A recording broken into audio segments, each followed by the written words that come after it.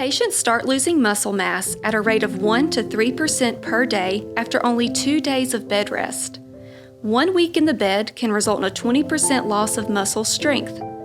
Other complications that can occur quickly with immobility include pneumonia, constipation, fluid retention, pressure ulcers, anxiety, depression, altered sleep patterns, and decreased intellectual performance.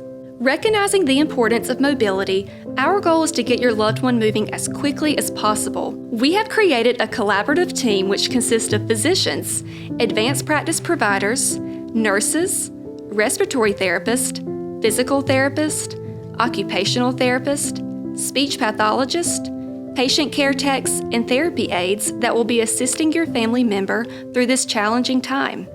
Early mobility has been shown to be safe and necessary in critically ill patients.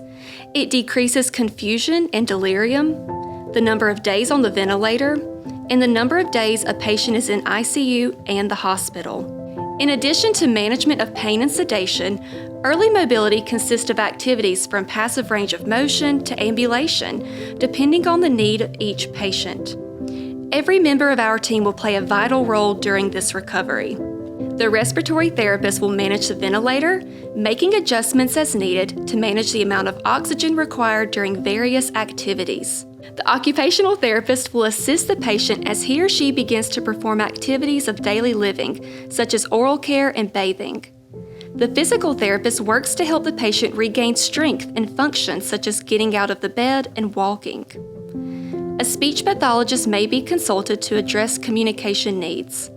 While on the ventilator, a patient is unable to speak. The speech pathologist can work with you and the patient to provide an alternate means of communication.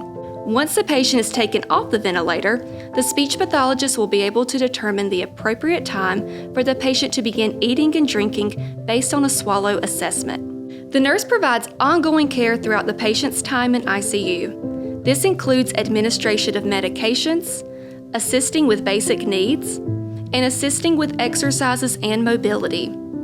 The physicians and advanced practice providers will direct all levels of care being provided by the team.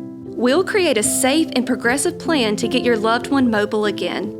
We'll also include you in this care as much as possible.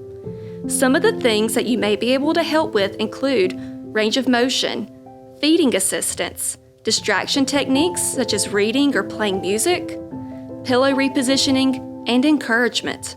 We value family and caregivers as a valuable part of our team. We will strive to incorporate your wishes, concerns, questions, and participation into our care plan for your loved one. This environment can be scary for patients and families, but we hope to include you and make this the best experience possible for you and your family member. Illness does not mean stillness.